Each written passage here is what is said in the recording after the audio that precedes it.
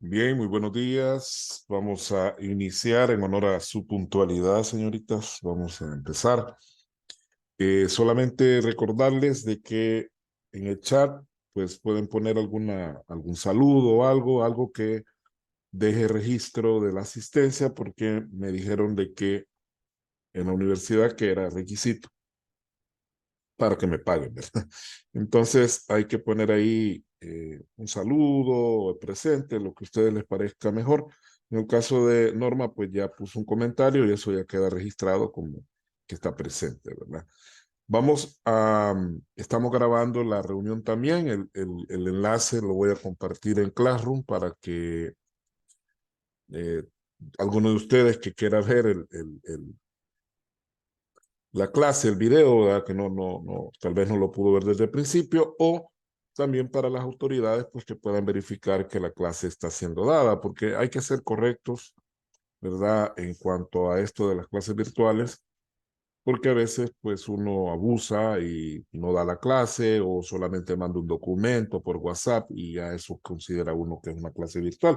De hecho, cuando estuvimos virtualmente, pues se dieron casos de eso, ¿no? De compañeros que no daban la clase, sino que solamente mandaban un documento y ya les ponían hora al alumno para que entregaran algún resumen o algo así. Entonces eso genera cierta incomodidad de parte de las autoridades y de ustedes mismos, porque ustedes están pagando por un servicio y el servicio tiene que ser dado como debe ser, ¿verdad?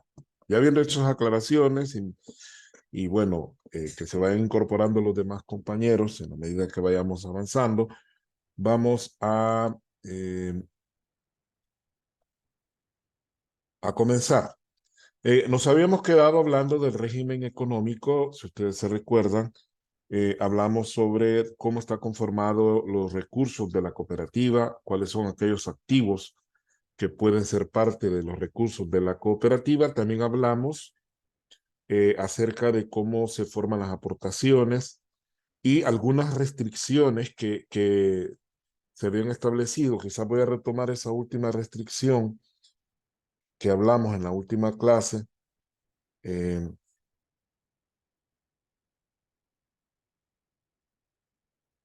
Este es bien importante, que las aportaciones de cada asociado en las cooperativas no podrá exceder del 10% de, del capital social, excepto cuando lo autorice la Asamblea General de Asociados, pero nunca podrá ser mayor al 20%. Es decir, ahí nos da un mínimo, ¿verdad? Eh, bueno, no un mínimo en realidad, sino que nos da un tope menor, que es el 10%. Es decir, así de entrada ningún asociado puede tener más del 10% del capital. Eso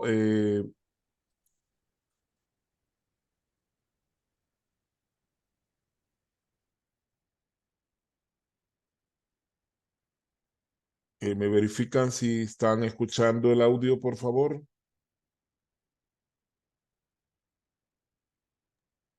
Sí, sí, la escuchamos.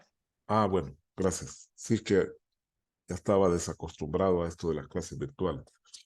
Bien, decía de que el 10% es así de entrada, ¿verdad? Ningún asociado puede tener más del 10% del capital. Eso significa que si el capital es $1.000.000, dijimos, bueno, nadie puede tener más de $100.000 como aportación.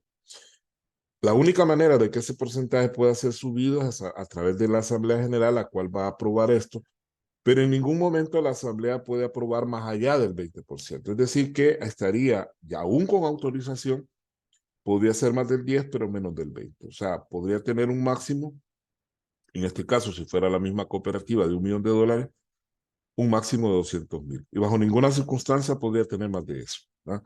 Esto se hace para evitar que una, dos, tres personas tengan el control de la cooperativa, porque el propósito de las cooperativas no es que una persona tenga un gran capital invertido y que de esa manera pueda controlar las decisiones más importantes de la cooperativa, sino que haya diversidad de personas y que de esa manera se puedan tomar las decisiones.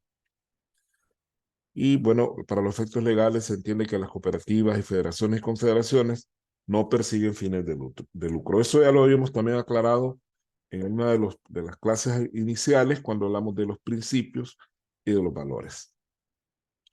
Bien, vamos a hablar ahora de los excedentes, porque en las cooperativas no se habla de utilidad, precisamente por lo que acabamos de estar diciendo. Como no son instituciones con fines de lucro, por lo tanto no puede hablarse de utilidades.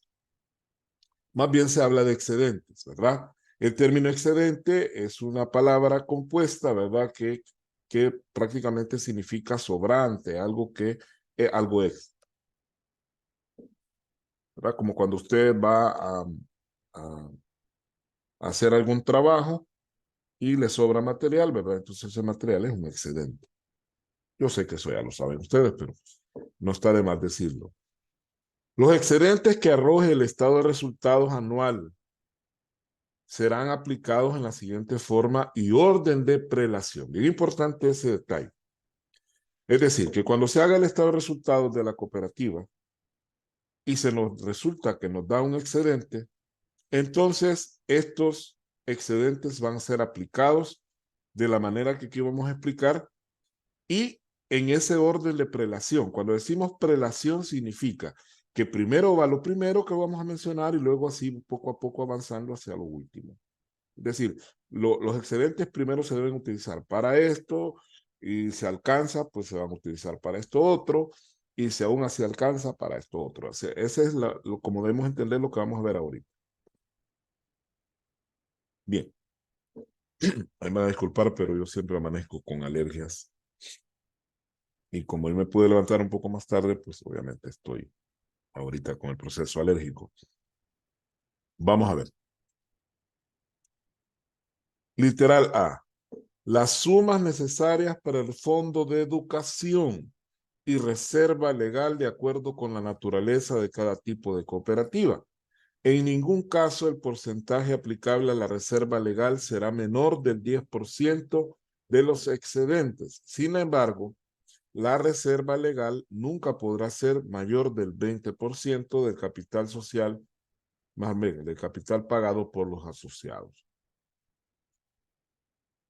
Quiere decir que a diferencia de lo que pueda pensarse, las cooperativas primero deben destinar de los excedentes. Vaya, hay un excedente de X cantidad de dinero. Lo primero en lo que se van a aplicar esos excedentes es para el Fondo de Educación. Ya vamos a ver más adelante cómo se calcula o cuál es la cantidad que se le debe aplicar al Fondo de Educación. Y también para la reserva legal. Y establece límites, no, nunca menos del 10%. La reserva legal nunca debe ser menos del 10%. Si usted observa, es un porcentaje mucho mayor que el que aplican las sociedades anónimas que andan entre el 5 y el 7%.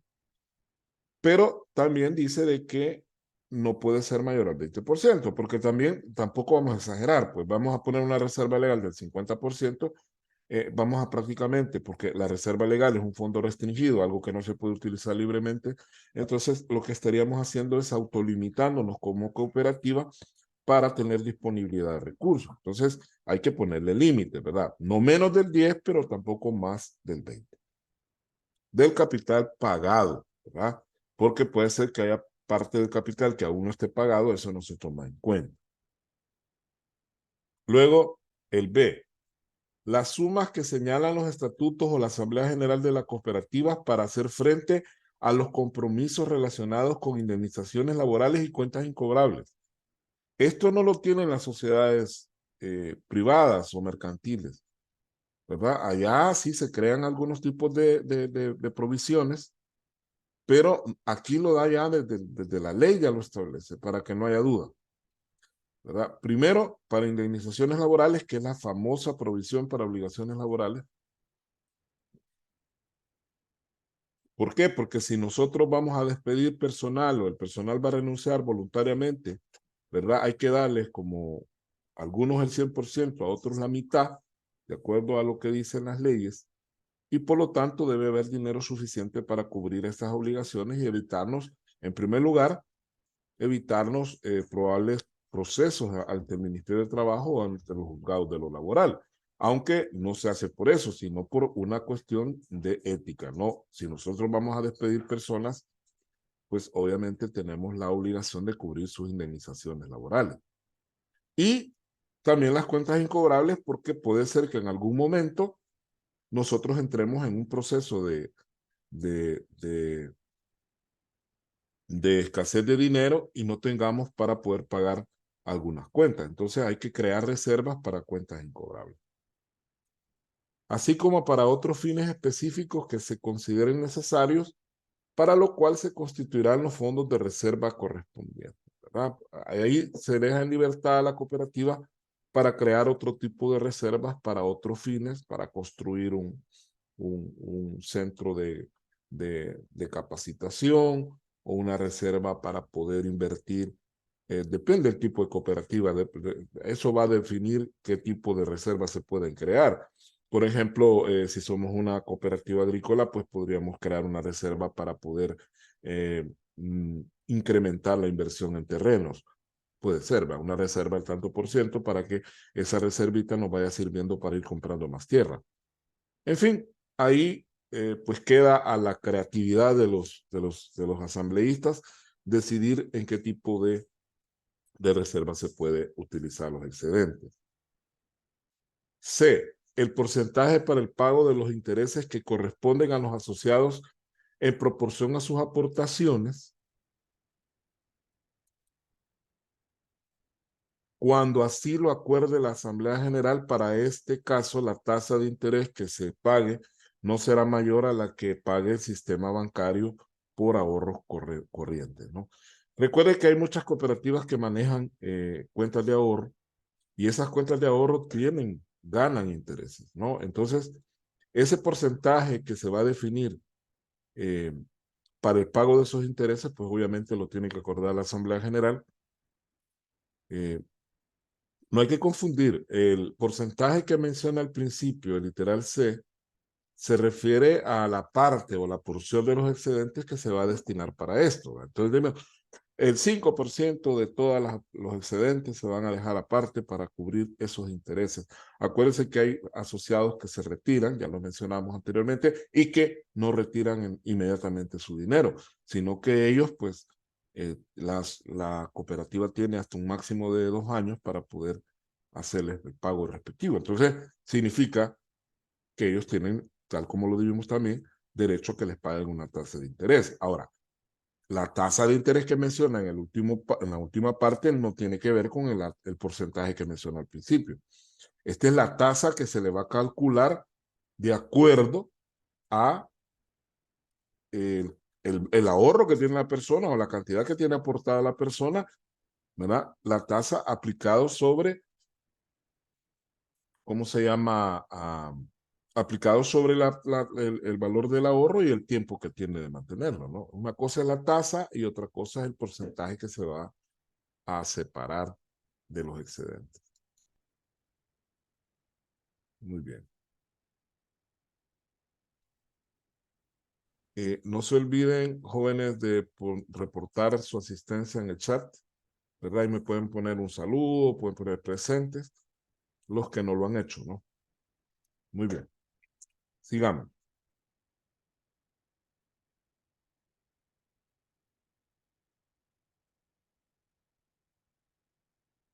El CH, el remanente que quedare después de aplicar las deducciones anteriores, o sea, después de haber cubierto todo lo que ya mencionamos, se distribuirá entre los asociados en proporción a las operaciones que hubieran efectuado con la cooperativa o su participación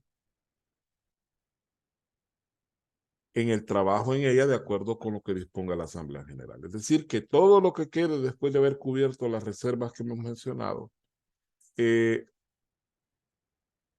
lo vamos a repartir, ¿verdad? Entre los asociados, pero obviamente para repartir cualquier cosa necesitamos una base. En este caso dice que la base principal son las operaciones que hubieran efectuado con la cooperativa, es decir, que tantas aportaciones han hecho, etcétera.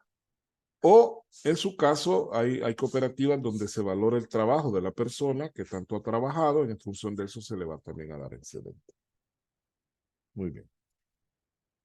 En las cooperativas de ahorro y crédito, esto es específicamente para ese tipo de cooperativas, La base a utilizarse para dicha distribución serán los intereses que los asociados han pagado por los préstamos recibidos durante el ejercicio. Es decir, que el excedente se reparte en este tipo de asociaciones dependiendo de qué tantos intereses ha pagado la persona por los préstamos que la misma cooperativa le ha dado, ¿no? Entonces, en función de eso se va a repartir, en este caso, el excedente.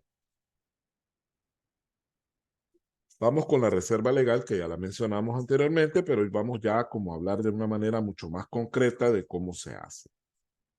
Vamos a ver.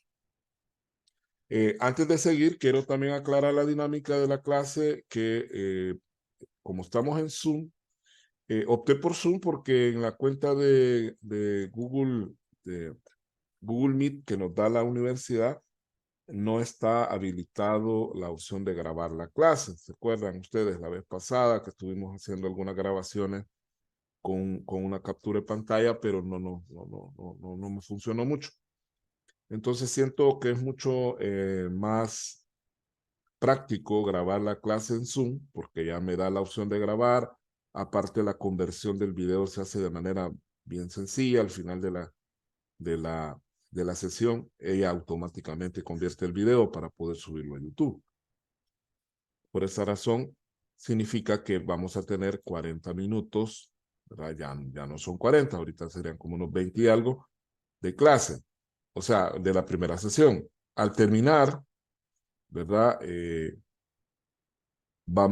Obviamente vamos a cerrar la sesión y nos volvemos a reconectar. Vamos a dar 2 sesiones seguidas y ahí vamos a terminar, ¿verdad?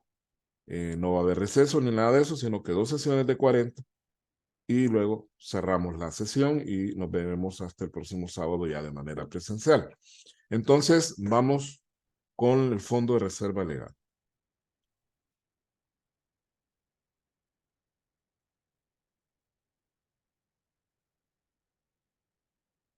Dice que el Fondo de Reserva Legal se constituye, 2 puntos. Vamos a ver cómo se constituye el Fondo de Reserva Legal. Literal A, con el porcentaje sobre los excedentes de cada ejercicio que establezcan los estatutos de conformidad al artículo anterior. Ya especificamos de que es el 10%, ¿verdad? No puede ser menor del 10% ni mayor del 20%. Ese sería como la fuente básica de dónde va a salir la reserva, ¿verdad? De ese porcentaje que vamos a calcularle a los excedentes. Muy bien. Luego, hay otras fuentes, no solamente ese porcentaje, ¿verdad? Dice ahí, con las deducciones sobre las aportaciones en el caso de pérdida de la calidad de asociado por exclusión, las que serán reguladas por los estatutos, no pudiendo ser mayores del 20% de dichas aportaciones. Hay casos donde algunos asociados por cuestiones disciplinarias, ¿verdad? Porque han cometido algún tipo de acto ilícito, ya sea a nivel personal o a nivel administrativo, se les puede dar de baja, es decir, se excluyen como asociados y obviamente como una penalización a esta exclusión que se les hace, se les quita o se les expropia parte de las aportaciones. Esto tiene que estar establecido en los estatutos, en qué caso se va a la exclusión, por ejemplo, por qué razones, y el procedimiento que se va a seguir para quitarle la parte de aportaciones que se le va a poner como penalización, como una multa, ¿no? Pero en todo caso aquí se da una protección al asociado porque tampoco vamos a decir el 100% le vamos a quitar por andar de bayunco. No, ¿verdad? Le vamos a aplicar un porcentaje que no sea mayor al 20% de lo que le ha aportado. Si son 100 pesos, pues lo máximo que le podemos quitar son 20. ¿No? Vamos al Fondo de Educación, que también ya lo mencionamos, ¿verdad? Ya mencionamos de que de las primeras cosas de las cuales se les va a aplicar, a los cuales se va a aplicar los excedentes, es precisamente el Fondo de Educación. Voy un poco rápido, tal vez algunos quieren copiar, pero como la presentación está ahí en la plataforma, ¿no? Ahí la pueden consultar después, porque obviamente aquí el tiempo se nos reduce a cuando estamos allá en la clase presencial. Bueno, El Fondo de Educación se constituye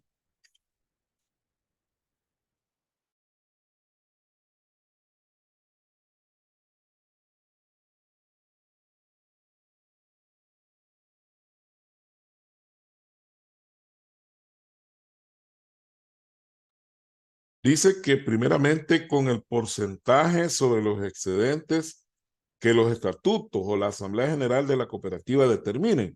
Es decir, la ley no da un porcentaje así a priori de cuánto debe ser, porque eso lo decide la cooperativa. Sin embargo, lo que sí está claro es que sí debe crearse el Fondo de Educación, ¿verdad? No dice exactamente un porcentaje fijo, pero sí nos da el hecho de que sí debe crearse ese fondo de educación. Recuerde que las cooperativas le dan al aspecto educativo una gran importancia, ya lo habíamos hablado antes.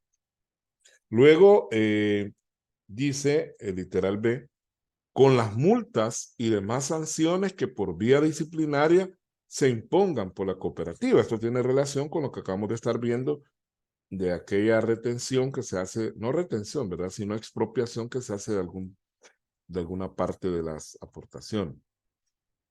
Es importante aclarar de que las cooperativas, como no son empresas así como cualquier otra, sino que tienen otro enfoque, la parte de comportamiento o normas de conducta son bien importantes, ¿verdad? Entonces, si un asociado comete alguna falta disciplinaria, pues hay que ponerle una multa. Esto tiene que estar en los estatutos, obviamente, ya previamente establecido. No es que alguien va a decidir en el momento cuál va a ser la multa o cómo se va a aplicar, sino que es una cuestión de que debe estar preestablecida en el estatuto, ¿verdad? Y estas multas, pues, obviamente van a pasar al Fondo de Educación, que es el lugar más adecuado a donde debe ir ese pisto. Qué galán fuera de que las multas de tránsito y multas tributarias y todas esas transferencias corrientes que el Estado recibe fueran invertidas en educación. Sería fabuloso. Lamentablemente no hay, al menos actualmente en nuestro país, ninguna política en materia de educación, lamentablemente. O sea, sí hay algunos programas así dispersos, pero no hay algo que diga, bueno, este va a ser nuestro plan educativo. Por lo menos el Frente hacía la paja, ¿no? Y nos dieron aquel famoso plan social educativo que nunca despegó, porque hay que aclararlo, en 10 años que ellos estuvieron, los famosos programas insignias pues se dieron a medias y lo que más ellos les sacaban provecho era la cuestión de los alimentos y que les daban útiles y todo eso, que lo siguen dando, pero que probablemente del 2024 en adelante, algunos de esos programas, se los estoy diciendo que ahorita, este día 2 de septiembre de 2023, de ganar la presidencia, el actual presidente, que es lo más seguro, algunos de esos programas van a desaparecer. De hecho, yo les puse en mi estado hace unos días un decreto sobre la eliminación del INSAFOR. El INSAFOR, que es el Instituto Salvadoreño de Formación Profesional, creado hace más de casi 50 años que se creó el INSAFOR, es un programa que ha ayudado mucho a la formación de jóvenes y de trabajadores, ¿verdad? Porque esta empresa, esta institución, que se nutre o se nutría, porque ya va a desaparecer, de todas las aportaciones que se hacen de los patronos y de los trabajadores, ¿verdad? Todos los patronos que tienen más de cierta cantidad de empleados eh, asegurados en el IS, tienen que pagar un porcentaje para el INSAFOR. Entonces, ese porcentaje servía para crear los talleres, contratar a los instructores y ha ayudado mucho. Hay muchas personas, usted le pregunta, que son electricistas, son técnicos junior, le llaman, de computación, o son mecánicos, por ejemplo, automotrices, han sido formados por el INSAFOR. Lamentablemente, no sé por qué razón, o porque nunca explican por qué lo hacen, tanto el INSAFOR como el INJUVE, pues van a desaparecer. O de hecho ya desaparecen, ¿verdad? Ya, o sea, solo es cuestión de hacer la liquidación de todos los activos de esas instituciones. En el caso del INJUVE, pues el INJUVE, que es el Instituto Nacional de la Juventud, sí realmente yo pues, opino de que fue una institución, que las instituciones no son las malas, hay que aclararlas, son las personas que las dirigen. Y el INJUVE, el propósito era bonito porque era fortalecer, fomentar el desarrollo de la persona joven, ¿verdad? Tomándose en aquel momento persona joven como aquella menor de 25 años, creo que era, hoy le han subido hasta 35, que eso de nada sirve, o sea, ¿de qué sirve que me digan, no, usted está joven hasta los 50, si no hay nada que me ayude, pues, como persona joven? El INJUVE fue una cuestión ahí, un gran robo que se dio en esa institución, y de hecho hay una diputada de Nuevas Ideas que está involucrada en un caso ahí, unos 25,000 pesos que se perdieron. Entonces, el INJUVE sí para mí pues no funcionaba, aunque no es la institución la mala, quiero decirlo, si hubieran hecho una reingeniería de la institución y hubieran cambiado gente y puesto algunas reglas más estrictas, probablemente la institución seguiría funcionando. Pero lo que hicieron fue prácticamente darle la nuca. Pero lo que sí me conduele más es el INSAFOR, porque el INSAFOR sí fue una institución que demostró que sí era una institución que trabajaba para formar profesionalmente tanto a jóvenes, jóvenes desempleados, como también trabajadores activos que iban a profesionalizarse. Y eso a la larga se convierte en un alimento para lo que se llama mano de obra calificada, porque hay que aclarar que en un país hay mano de obra calificada y mano de obra no calificada. Hay personas que se dedican a ciertas actividades laborales, pero no tienen un certificado, no tienen un título, no tienen un diploma que los acredite para poder desarrollar esa actividad. Esa se llama mano de obra no calificada. Eso no quiere decir que la persona que está como mano de obra no calificada no sirva, que no sepa lo que está haciendo. Claro que sí, pero no hay un respaldo legal de sus capacidades. No sé si a algunos nos ha pasado de que no hemos podido optar por algún cargo, por algún trabajo, porque no tenemos el cartón, no tenemos el papel que nos acredite para poder ejercerlo. En cambio, las personas que sí tienen un diploma, título, certificación o cualquier cuestión semejante para poder desarrollar la actividad que ellos laboran, entonces se le llama mano de obra calificada. Y el INSAFOR acreditaba personas, porque habían personas que ya sabían el oficio, pero entraban a INSAFOR, ¿verdad? Como a perfeccionar o a consolidar lo que ellos sabían, y de paso, pues obtenían su certificación para que ya nadie les dijera, usted no puede trabajar en esto porque no tiene el papel.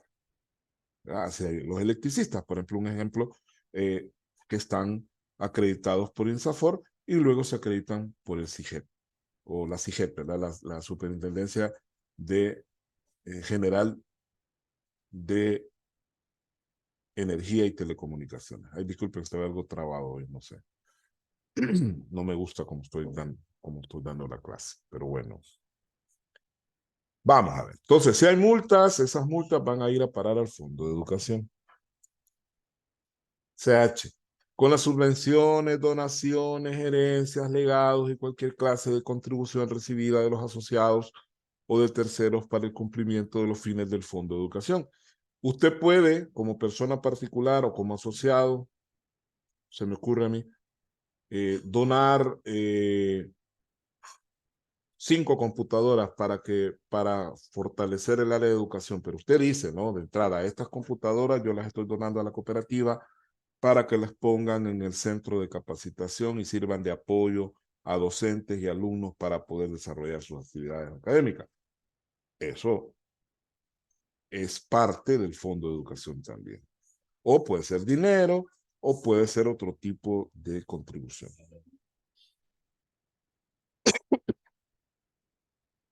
CH. Con el excedente de la revalorización de los activos una vez satisfecha la reserva legal.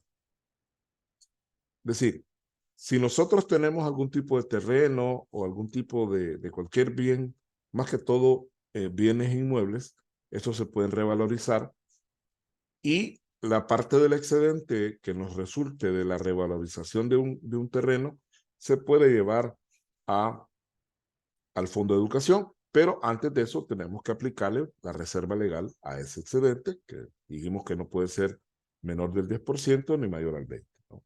Ya satisfecha la reserva, pues ese excedente que queda se puede poner en el fondo de educación.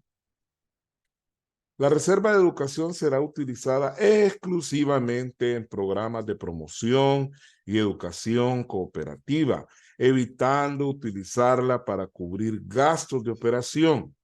Las actividades educativas serán obligatorias para las cooperativas. O sea, aquí cierra la puerta a cualquier maniobra que algún directivo, que algún asambleísta quiera decir, no, mire, ¿por qué no agarramos parte de la reserva de educación ya que estamos tan jodidos ahorita económicamente? Agarremos parte de la reserva y utilicémosla para pagar salarios o para comprar papelería. No, señor. Comprar combustible, que está tan caro, tiene que usarse exclusivamente para programas de educación y se debe evitar utilizarla para cubrir gastos de operación. Esto es una prohibición prácticamente. Y obviamente luego remacha y dice, bueno, las actividades educativas son obligatorias para las cooperativas. Es decir, que ninguna cooperativa puede soslayar esta obligación, ¿verdad?